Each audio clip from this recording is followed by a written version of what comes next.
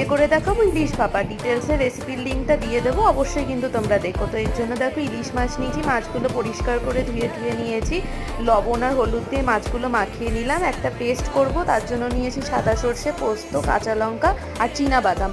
আর আরেকদিকে আরেকটা পেস্টের জন্য একটু টক দইয়ের মধ্যে একটু চিনি দিয়ে দিয়েছি, তাতে টক ভাবটা কেটে যায়।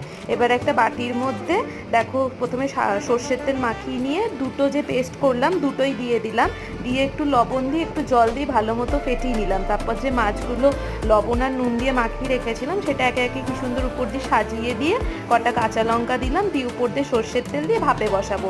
তো তার জন্য একটা কড়াইতে জল নিয়ে নিয়েছি, স্ট্যান্ড বসিয়ে দিয়েছি, তার উপরে এই বাটিটা বসিয়ে দিলাম। যখন জলটা গরম হলো আর উপর দিয়ে দেখো থালা দিয়ে চাপা দিয়ে দিলাম প্রায় 25 মিনিটের জন্য মিডিয়াম ফ্লেমে।